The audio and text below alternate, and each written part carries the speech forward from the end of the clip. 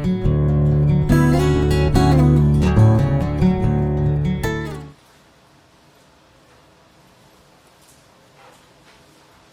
오늘은 야고보서 1장 22절에서 27절까지 말씀 중심으로 참된 경건이란 두 번째 시간입니다. 참된 경건, 지난 시간에 반 말씀드렸습니다.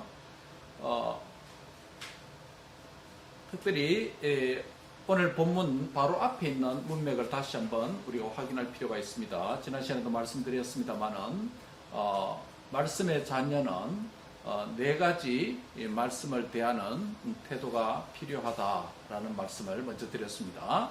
첫 번째는 무엇이죠?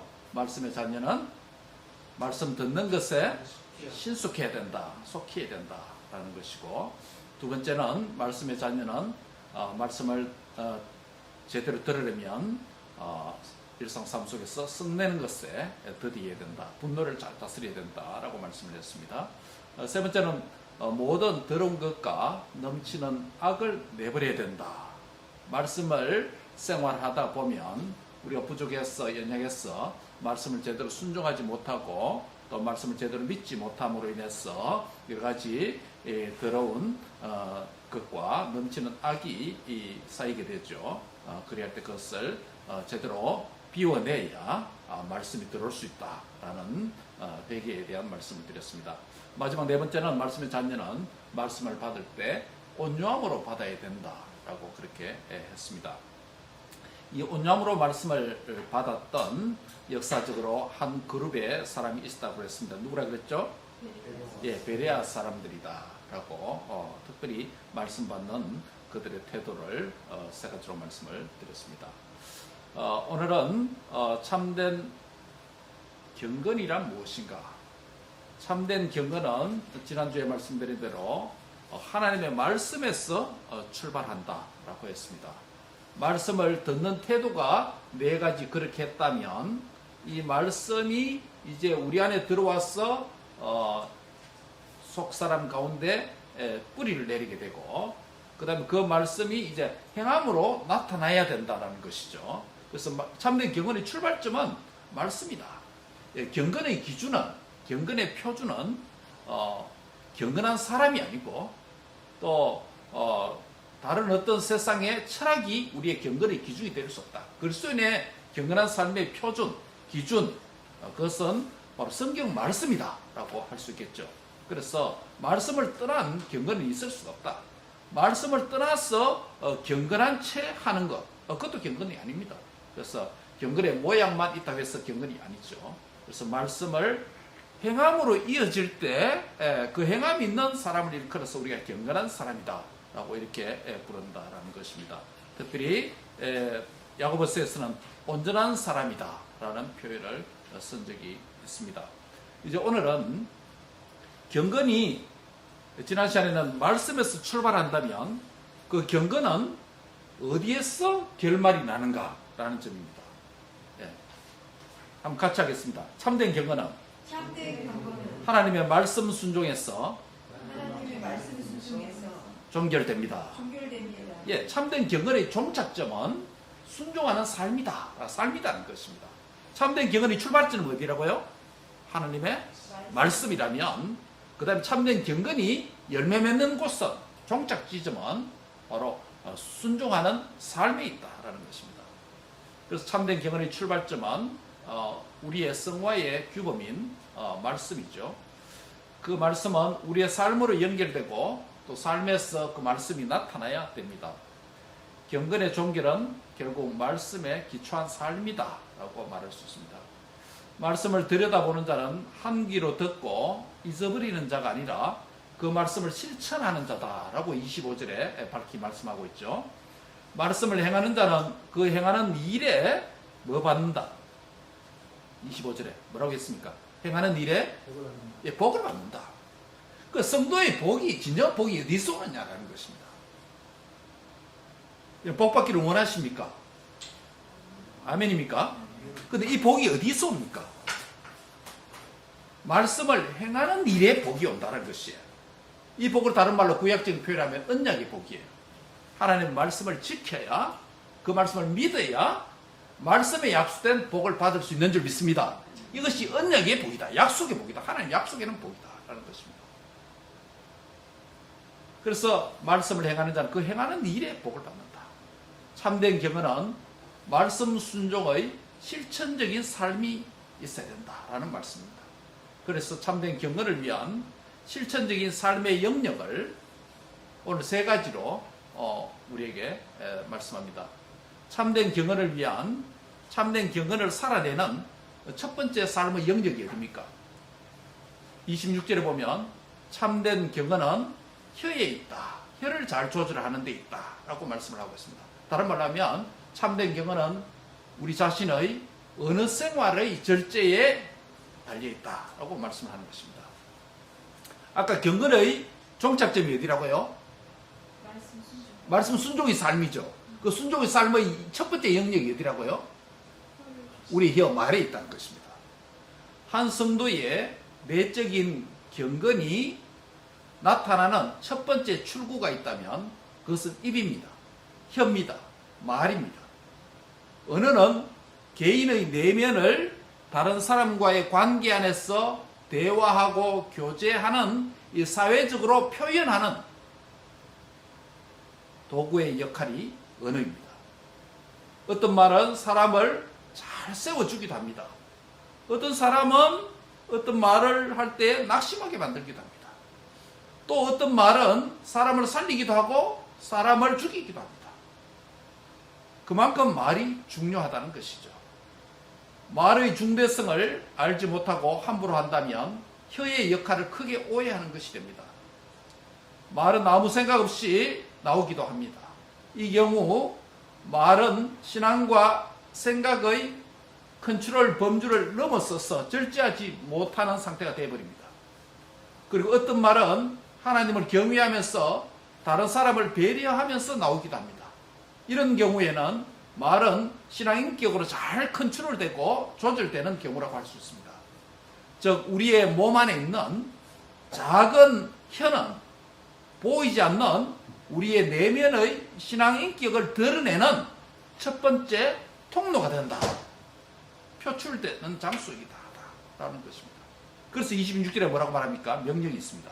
혀를 제갈 먹이라 라고 말합니다. 여러분 제갈이 무엇입니까? 제갈이 무엇이에요? 이 말이 있죠. 말이 사람이 말을 타면 말을 이렇게 뭡니까? 다스리려고 하면 말 입에다가 막대기를 집어넣습니다. 막대기를 말 입에다가 집어넣고 그 다음에 막대기 끝에다가 고리를 달아서 이 끈을 몇 개 써 그렇게 이게 고삐에 연결되어 있습니다. 그러니까 고삐를 당기면 입에 딱 막대기가 딱 있어. 자동으로 컨트롤이 가능합니다.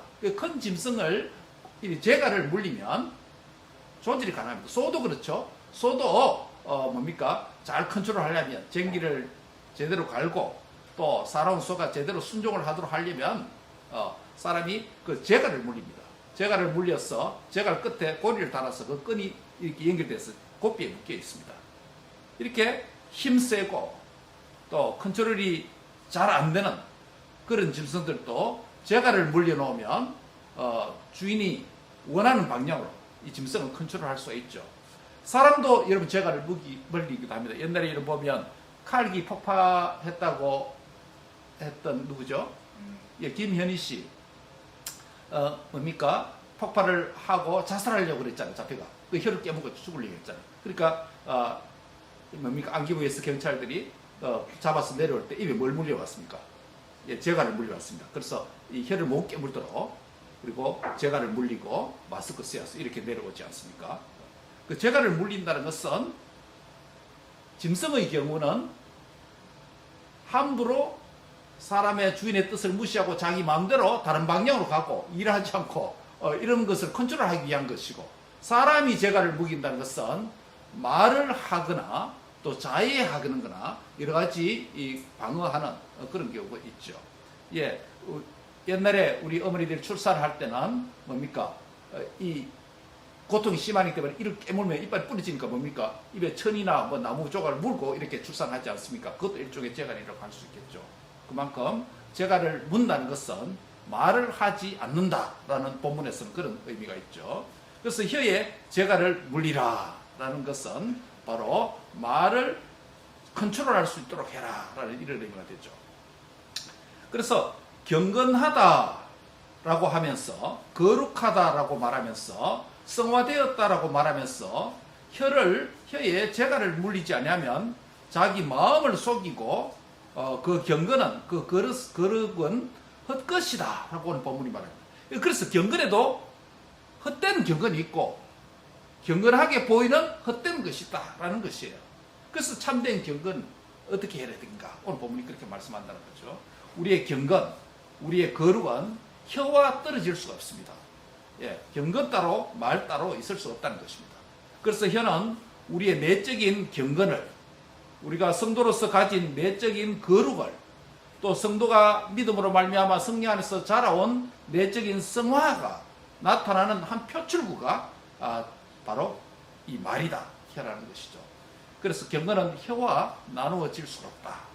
날마다 우리는 우리 혀에 다양한 사술, 거짓으로부터 회개하고 자유케 하는 말씀으로 다스리고 잘 조절해야 된다라고 말씀하는 것입니다.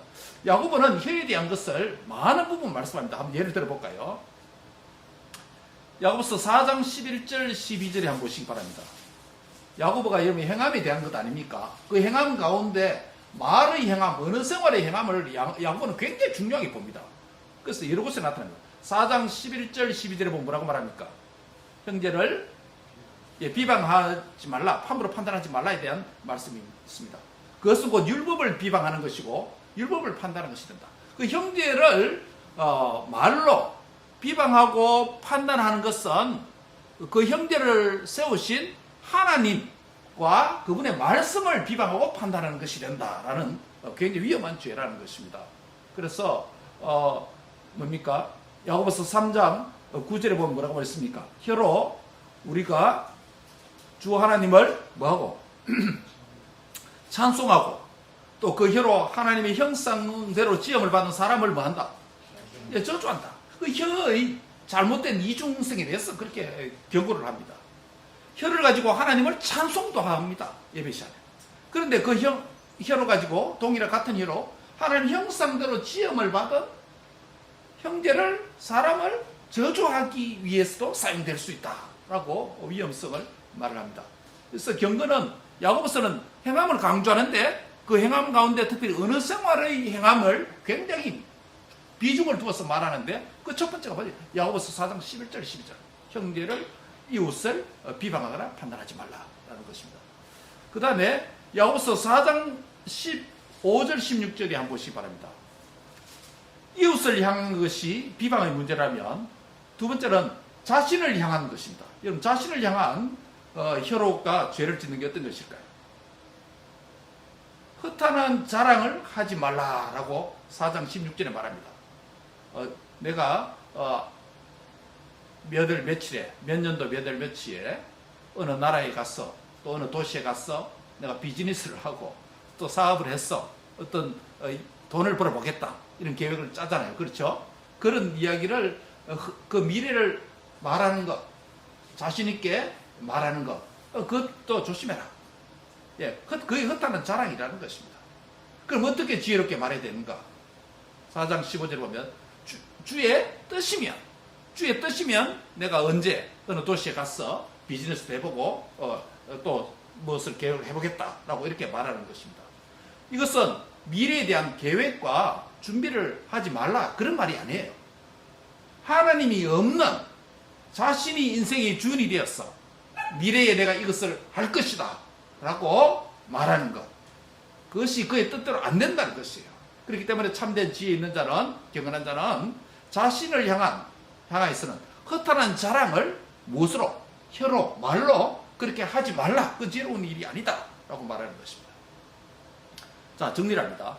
야고보는 입술의 죄에 대해서 다양하게 말하는데 첫 번째 입술에 대한 죄는 이웃에 대한 것입니다. 형제에 대한 것입니다. 무엇을 하지 마라? 비방을, 판단을 함부로 하지 마라. 그럼 자신에 대한 어느 생활, 뭐 하지 말라? 허탄한 자랑을 하지 말라. 허탄한 자랑. 예, 허탄한 자랑이다 라고 했습니다. 그 다음에 여기서 하나 더 추가한다면 새빨간 거짓말과 하얀 거짓말에 대해서 좀 이야기를 하려고 합니다. 특별히 여러분 새빨간 거짓말이다라는 말이 무슨 말이에요? 그것은 의도적인 거짓말입니다. 그렇죠? 의도적인 악의가 있는 거짓말입니다. 하얀 거짓말이라고 했을 때 그것은 선의의 거짓말로 보통 우리가 일컬어집니다. 선의의 거짓말이다. 어떤 선한 목적을 위해서 거짓말한다라는 것입니다. 그런데 한국 이단 대표적 이단 가운데 하나가 거짓말을 교리로 쓰는 이단이 있습니다. 누굴까요? 신천지입니다. 신천지가 거짓 가운데 특별히 모략 전도라는 교리가 있습니다. 성경에 보면 하나님은 모략을 하신다라는 이 표현이 있는데, 근데 이 번역을 오해해서 적용합니다. 무슨 말이냐면 모략이라는 사전적 의미는 두 가지가 있는데, 하나는 계략, 책략이라는 좀 긍정적인 의미가 있고, 두 번째 의미는 좋지 않는 계략으로 상대방을 구렁에 빠뜨리는 행위를 모략이다라고 그렇게 사전적 의미가 두 가지가 있습니다. 근데 신천지의 의미는 신천지에서 전도할 때 모략이라는 개념을 쓰는데, 이 교리를 만들어 쓰는데 그것은 후자의 의미입니다. 그래서 신천지는 이 거짓말을 전도의 대표적 교리를 씁니다. 그래서 무슨 말이냐면 거짓말을 해가지고 명이 짜가지고 한 사람을 전도하면서 우연히 만난 것처럼 거짓말을 하고 온갖 데이터를 모아서 우연을 가장하는, 그렇게 해서 거짓말을, 그것을 대표적인 모략 전도라고 합니다. 그 신천지에서 빠져나온 사람들이 그 교리에 대해서 간증을 하고 보여주는 이런 영상들이 유튜브에 보면 많이 올라와 있어요. 그래서 모략 전도, 완전 거짓말입니다. 근데 거짓말을 만들어서 거짓말을 해도 된다는 거예요. 거짓말을 해도 된다. 세상의 어느 종교가 아무리 세상 종교를 할지라도 거짓말을 주된 교리로 가르치는 그런 세상 종교도 없는데, 이단 가운데 하나인 신천지는 모략이라고 하는 거짓말을 통해서 자기들은 선의로 할 수 있다라고 이런 교리를 만드는 것입니다. 그는 하얀 거짓말도 될 수가 없는 것이죠.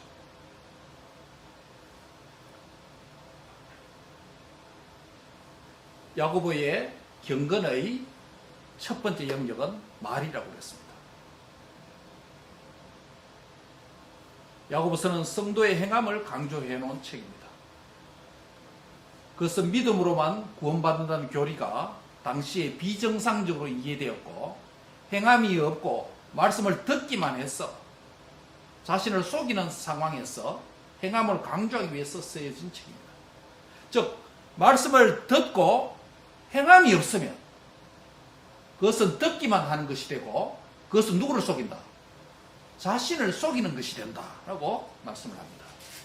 특별히 혀와 관련돼서 말씀드리면, 혀의 영역에서, 말의 영역에서 하나님의 말씀을 듣고 말의 영역에서 오늘날 자신을 향한 허탕한 자랑, 이웃을 향한 평죄를 향한 비방, 판단하는 것, 이런 것들을 하면 바로 자신을 속이는 것이 된다라고 말씀을 하는 것입니다. 야고보서 3장 2절에 한번 보시기 바랍니다. 우리가 다 실수가 많으니 만일 말에 실수가 없는 자라면 어떤 사람입니까? 온전한 사람이다. 이 온전이라는 단어가 또 사용되죠. 온몸도 능히 굴레를 씌우게 된다. 말의 실수 우리가 다 할 수 있습니다. 다 할 수 있습니다.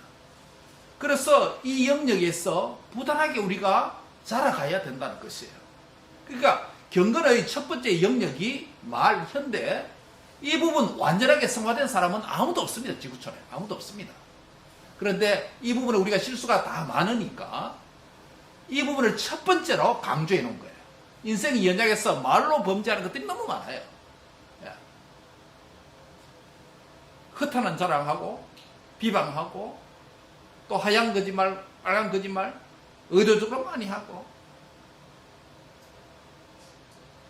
그래서 이런 실수가 많기 때문에 실수가 없는 자면 온전한 자다.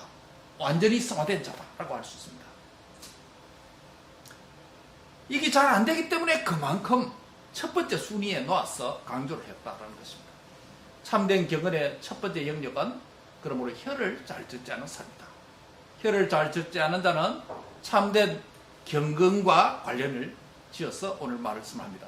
혀를 잘 듣지 않은 참된 경건한 자를 결국 3장 2절에서 보면 뭐라고 부릅니까? 어떤 사람? 온전한 사람이다. 아까 야고보서 첫 번째 강의 때 말씀드렸던 온전이라는 것은 누구의 성품이다? 하나님의 성품이다 라는 것입니다. 그래서 특별히 참된 경건의 첫 번째 영역으로서 말에 대한 조절이 잘 되면 그 사람은 성화된 사람이고 온전한 사람, 곧 주님을 닮은 사람이다 라고 할 수 있습니다. 언어 생활과 혀의 조절은 바로 우리의 성화의 중대한 영역 중에 하나다. 그래서 혀와 언어 생활에 있어서 하나님의 온전한 성품과 인격이 깃드는 그런 은혜가 저와 여러분에게 있기를 축원합니다. 두 번째로 참된 경건을 위한 두 번째 영역이 어디입니까? 27절을 상반절에 보시면 참된 경건은 고아와 과부를 그 환난 중에서 뭐 하는 것이다? 돌보는 것이다. 예. 참된 경건이 뭐냐 하면 고아와 과부를 참된 그들의 환난 가운데서 돌보는 케어하는 것이다. 참된 경건, 그러니까 하나님과의 관계만 생각하면 안 됩니다. 참된 경건은 첫 번째 중요한 영역, 사람이 잘 안 되는 것, 실수를 많이 하는 영역이 언어 생활이라면, 두 번째 참된 경건은 고아와 과부를 그들의 환난 가운데서 돌보는 것이다. 즉 사회적 약자에 대한 긍휼의 마음을 품고 긍휼의 섬김을 하는 이 영역이 그리스도인에게서 경건의 영역에서 너무 중요하다라는 것이에요. 네, 너무 중요하다. 여기서 참된 경건을 정결하고 더러움이 없는 경건이다 라고 27절에 말씀했습니다. 지난 시간에 더러운 악과 가득한 죄라는 표현을 썼죠. 그렇죠? 여기 보면 정결하고 더러움이 없는 경건이다. 그게 뭔가? 고아와 과부를 그 환난 중에 돌보는 것이다. 그러나 오늘 본문이 제시하는 경건의 기준은 뭐라고 말합니까? 하나님 앞에서라는 표현을 씁니다. 1장 27절에. 하나님, 한 따라합니다. 하나님 앞에서. 예, 하나님 앞에서 참된 경건, 정결하고 더러움이 없는 경건, 고아와 과부를 그 환난 중에서 돌보는 것이다 라고 말씀합니다. 경건은 하나님 앞에서 모든 대상과 창조 세계에 대한 신앙적인 태도라고 할 수 있습니다. 모든 창조 세계와 모든 사람, 모든 대상, 모든 시간, 모든 장소, 그리고 모든 이슈들과 관련해서 사람 앞에서가 아니라, 세상 앞에서가 아니라 누구 앞에서? 하나님 앞에서 이것이 옳지 않느냐 옳으냐라는 문제를 따지라는 것이에요. 앞에서 혀를 통한 언어적인 영역은 경건의 개인적인 차원이라면, 여기서 두 번째로 참된 경건은 고아와 과부를 그 환난 가운데서 돌보는 것인데, 경건의 또 다른 출구로서 두 번째 영역은 사회적 차원에서 말씀하고 있습니다. 이것은 연약한 자를 돌보는 섬김과 사랑의 삶이다 라고 할 수 있습니다. 이것은 형제의 필요를 보충하는 섬김과 나눔의 삶이다 라고 할 수 있습니다. 참된 경건은 사회적 긍휼과 섬김의 삶을 포함하고 있다는 것입니다. 기독교의 경건과 신앙의 사회적인 이 실천은 오늘날 한국 보수교단과 보수교단의 교회의 성도들이 이 점에 약할 수가 있습니다. 도리어 진보교단이 사회적인 약자들에 대한 관심이 더 많은 경우가 있습니다. 그러나 어느 한쪽으로 이 경건을 잘못 이해하면 교단적으로 또 교회적으로 또 개인의 영성이 잘못 균형을 이루어서 이 부분에 개념이 약할 수 있습니다. 그래서 성경을 잘 배워야 됩니다. 거룩, 경건, 성경에서 뭐라고 말합니까? 성경을 보면 됩니다. 여러분 구약 성경 가운데 첫 번째 나오는 장르가 어디입니까? 창세기, 출애굽기, 레위기, 민수기, 신명기를 누가 썼습니까? 모세가 썼습니다. 그래서 율법서라고 그러죠. 모세 오경에서 거룩과 경건은 뭐라고 가르칩니까? 대표적으로 레위기나 이런 보면 제사법입니다. 그렇죠? 제사에서, 예배에서 제2적인 거룩, 예물을 준비하고 제사장 제도를 만들고 이런 것들이 경건, 거룩이다라고 가르칩니다. 그래서 흠 있는 짐승은 안 되고 깨끗한 짐승이라 해야 되고, 그렇죠? 예. 제사적인 경건을 오경은 강조해놨습니다. 이 제사적인 오경의 경건을 순종하고 그들의 경건의 최고의 가치를 여기는 종교 단체가 있습니다. 누굴까요? 유대인들입니다. 정통 유대인들이에요. 정통 유대인은 오경의 가르침, 이 제2적인 가르침을 굉장히 중요하게 여깁니다. 근데 성경의 다음 단계인 오경 다음에 나타나는 게 뭐예요? 성경 장르가. 오경은 요수아서부터 요수아, 사무엘, 룻기, 그죠? 또 왕상, 왕하, 대성, 대하. 이게 뭐예요? 역사서 아닙니까? 히스토리컬 북스입니다. 역사서입니다. 역사서 다음에는요, 선지서가 이어집니다. 그렇죠? 예. 이사야, 예레미야, 에스겔, 다니엘. 그 다음에 12소선지서가 있습니다. 역사서 선지서에서 경건은 뭐라고 가르치는가? 거룩은 뭐를 가르치는가? 그 보면 선지서를 많이 읽다 보면 공평과 정의에 대해서 말합니다. 공평과 정의를 말하면서 사회적 약자 두 그룹을 이야기합니다. 오늘 본문에 말한 것처럼 고아와 과부를 돌보라 라고 말합니다. 이 거룩을 오늘날 현대 기독교 거룩 가운데 어떤 그룹이 여기에 강조할까요? 리폼더 크리스찬과 캐톨릭이 이 부분에 잘 순종을 합니다. 사회적 공평과 정의 문제에 대해서. 그런데 시가서, 시편, 잠언, 전도서, 아가 이런 데 들으면 개인 경건을 굉장히 중요하게 여깁니다. 여러분 시편에 보면 환난을 당하지만은 개인적으로 하나님을 찬양하고 기도하고 이런 게 나옵니다. 그렇죠? 예, 개인 경건을 굉장히 중요하게 여깁니다.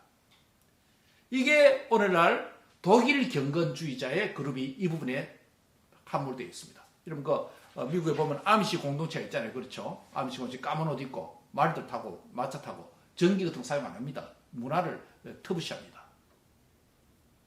그들은 개인적인 경건을 굉장히 중요하게 여깁니다. 그 성경을 부분적으로 보면 오경만 열심히 읽으면 제2적인 경건, 거룩만 중요한 거로 여깁니다. 역사서, 선지서를 보면 그의 거룩과 경건은 뭐라고 했냐면 사회적 약자에 대한 돌봄, 이것을 굉장히 중요한 거룩과 경건으로 여깁니다. 시가서 경건을 보면 개인 경건을 아주 중요하게 생각합니다. 그 우리 한국 그리스도인들은 어떤 거룩일까요? 어떤 경건에 많이 관심일까요? 뭐 한국 교인도 교단별로 다 다릅니다만 일반적으로 보수 교단들은 개인 경건, 내가 개인 새벽기도 하고 내가 말씀 보면 된다. 개인 경건, 개인 구원 이쪽 부분에 굉장히 강조점이 있습니다. 진보적 교단, 한국의 진보 교단들은요 사회 구원에 대해서 많이 관심이 있습니다. 사회에 뭡니까? 공평, 정의, 사회 참여 이런 것들이 굉장히 중요하게 생각합니다. 그런데 경건은 어느 성경의 한 부분의 강조점을 가지고 거기에 빠지는 것이 아니라 올인하는 것이 아니라 성경 전체가 뭐를 가리키는가 라는 것입니다. 그래서 참된 경건은 하나님 앞에 예배를 드리는 경건도 중요하고 오경에서 가리키는 그 다음에 역사서와 선지서에서 가리키는 뭐예요? 사회적 약자를 돌보는 이것도 중요하고 또 시가서에서 가리키는 개인적으로 하나님 앞에 경건 생활하고 말씀 보고 기도하는 것 이것도 중요하다. 이것이 다 갖추어져 성경을 균형 있게 골고루 읽어야 되는 이유가 바로 여기 있습니다. 그래서 어느 한쪽이 부족하면 그 경건에 흠이 있다는 것입니다. 온전한 자가 될 수 없는 것이죠. 그래서 온전한 그리스도인으로 자라간다는 것, 주님을 닮는다는 것, 성화된다는 것, 경건이 출발점이 어디다? 말씀이라는 것이에요. 성경을 안 읽으면 경건을 알 수가 없어요. 성경을 공부하지 않으면 거룩에 대해서 알 수가 없습니다. 자기가 생각하는 경건대로 삽니다. 개인적 경건도 있어야 되고 내 언어 생활, 또 사회생활, 이 모든 것이 예배생활 통합된 균형 있는 경건을 갖춰야 된다라고 말씀하는 겁니다. 그게 성경이 가르치는 거예요. 사랑하는 성도 여러분, 그 경건한 자를 오늘 본문에서 온전한 사람이라는 표현을 썼습니다. 마태복음 19장 21절에 보면 예수님께서도 비슷한 말씀합니다. 예수께서 가라사대 내가 온전하기를 원하느냐? 온전하고자 할진대 내 소유를 팔아 가난한 자들에게 주라. 그리하면 하늘에서 내 보화가 크리라. 그리고 와서 나를 쫓아라. 주님을 쫓기 전에 이웃을 돌보는 것을 해라 라고 가르칩니다. 참된 경건은 이웃의 필요를 사회적 약자에 섬기는 경건의 중요한 영역이다. 이것이 없으면 온전한 자가 될 수 없고 참된 경건을 이룰 수 없다. 그래서 야고보는 두 번째 경건의 중요한 영역으로서 뭐 하라? 사회적 약자를 돌보라 라고 말씀합니다. 우리 교회가 또 그리스도인이 사회적 약자에 대해서 무관심하면 안 되는 것이죠. 예. 세 번째입니다. 마지막으로 참된 경건을 위한 마지막 세 번째 영역이 있습니다. 27절 하반절입니다. 어떤 말씀이 있습니까? 자기를 지켜 어디에? 새 속에 물들지 아니하는 것이 참된 경건이다. 이게 이제 개인 경건이죠. 그렇죠? 자신의 행동의 절제 영역이라고 할 수 있습니다. 자기를 지켜 새 속에 물들지 아니하는 것은 경건을 확장시키는 것이다. 경건을 강화시키는 것이다. 라고 할 수 있습니다. 그런데 여기서 새 속은 무엇이에요? 새 속에 물들지 않다. 새 속은 무엇을 의미합니까? 세상이죠. 세상이 어떤 거? 세상의 방식, 세상의 가치, 세상의 삶의 양식, 세상의 관습 이런 것들을 의미하겠죠. 참된 경건은 이러한 새 속으로부터 물들지 아니하는 것이다. 물든다는 말이 무슨 말이에요? 물든다는 말이 무엇이에요? 나도 모르게 거기에 젖는다는 거 아니겠습니까? 여러분 천에다가 염색을 할 때 하얀 천을 만들어서 칼라를 물 먹이면 그 염료를 담은 통에 천을 넣습니다. 그렇죠? 천을 넣으면 끓이든지 뭐 하든지 하면 담그면 그 염료가 흰 천에다가 싹 번집니다. 그렇죠? 소리 없이 싹 번집니다. 그것을 뭡니까? 물든다라는 표현을 쓰지 않습니까? 물든다. 칼라로 물들인다 이 말이죠. 그런데 새 속에 물드는 것이 아주 갑자기 그렇게 되는 거 스무드하게 천천히 이렇게 되죠. 느끼지 못할 만큼. 그래서 참된 경건의 영역이 새 속에 물들지 않은 것이다. 세상에 살다 보면 우리도 알지 못하는 사이에 여러 가지 세상의 가치, 세상의 방식, 세상의 관습 이것이 하얀 천에 염료가 배어 들어오듯이 이렇게 우리에게 들어오게 된다는 것입니다. 이것이 서서히 들어오게 되면 결국 뭐가 된다? 지난 시간에 말씀드린 넘치는 악이 된다고 그랬잖아요. 예. 몇 절에 있었습니까? 그 표현이.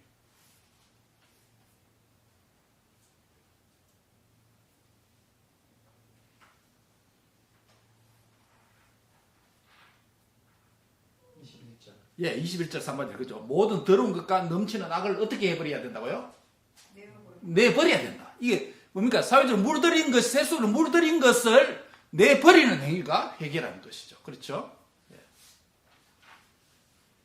처음에는 뭡니까? 아주 서서히 들어왔는데 거의 물을 안 들인 것처럼 됐는데 나중에 그것이 넘치는 단계가 된다는 거예요. 그래서 경건의 세 번째 영역이 어디냐면 어디다? 자기를 지켜 새 속에 물들지 아니하는 것이다 라고 말씀을 하는 것입니다. 사랑하는 성도 여러분, 참된 경건은 새 속으로부터 세상으로부터 세상의 가치관으로부터 물들지 아니하는 것입니다. 더 적극적으로는 물들지 아니할 뿐만 아니라 더 적극적으로 어떻게 된다고요? 세상의 가치를 물들지 아니한다. 더 적극적으로는 하나님 나라의 방식, 하나님 나라의 가치, 성경이 가르치는 원리와 가치, 방식 이것을 뭐하라? 추구하고 따르고 순종해라는 것입니다. 이것이 새 속에 물들지 않는 적극적인 방식입니다. 그런데 이것은 단순히 추상적으로 우리가 죄를 짓지 않는다, 막연하게 말하는 것을 의미하지 않습니다. 우리 삶의 모든 영역에서 자신을 지켰어 새 속에 물들지 아니하는 그리스도인이 될 때 그 사람이 경건이 참된 경건이다. 그런데 우리가 세상 살다 보면 미처 생각하지 못하는 영역들에 세상의 가치가 주인 노릇하고 세상의 가치가 우리를 물들여서 정복하고 세상의 가치가 우리의 삶을 주관하는 그런 상태에 들어온 영역이 많습니다. 특정한 영역에서는 그리스도인답게 잘 삽니다. 순종합니다. 근데 또 다른 영역에 들어오면 여기는 난 그리스도인이 아니고 세상 사람과 똑같이 생각하고 판단하고 행동하게 됩니다. 그것은 참된 경건입니다. 이 부분은 내가 경건히 자라가야 될 영역이다. 이렇게 인식을 해야 되는 것입니다. 내가 자라가야 될 영역이 많습니까? 적습니까? 많아요? 적어요? 많죠. 우리 삶의 영역에. 이 부분 하나하나씩 깨닫고 말씀을 읽음으로 그걸로 비추어서 이 부분 하나하나 자라갈 때 그 사람을 참된 경건이다. 야고보서에 말한 대로 온전한 사람이다. 성화된 사람이다. 이라고 이렇게 부른다는 것이죠.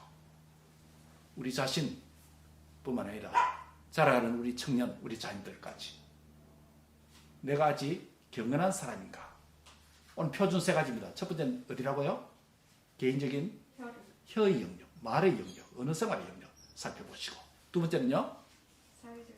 사회적 영역, 사회적 영역, 약자에 대한 관심. 세 번째는요? 새 속에 물들지 아니하는 절제하는 삶. 이 세 가지 영역에서 이번 주에 여러분께서 이 말씀 깊이 생각하시고 내가 이 세 가지 영역에서 어떻게 해서 어떻게 하느냐 조금 더 경건해서 진보하고 자라가는 이런 은혜가 함께 하시기를 주의 이름으로 축복합니다. 기도하겠습니다. 하나님 감사합니다. 참된 경건은 말씀에서 출발하고 그 경건의 종착 지점은 우리의 삶이라고 교훈하여 주시면 감사합니다. 특별히 삶의 경건의 종착 지점에서 세 가지 영역을 우리에게 교훈해 주셨습니다. 우리의 언어 생활에 있어서 경건할 수 있도록 축복해 주시옵소서. 또한 하나님 아버지 또 사회적 약자에 대한 섬김과 사랑과 관심이 자라가는 경건한 자가 되도록 역사해 주옵소서. 또 하나님 아버지요, 또 세상의 가치와 방식에 물들지 아니하고 자신을 지키는 참된 경건한 자가 되도록 축복해 주시옵소서. 이번 한 주간도 우리의 남은 인생도 이 세 가지 영역에서 크게 자라가는 경건의 진보가 있도록 축복해 주시옵소서. 그 경건한 자가 복 받는다고 말씀하였사오니 이 복을 누리는 자 되게 하옵소서. 예수님 이름으로 기도합니다. 아멘.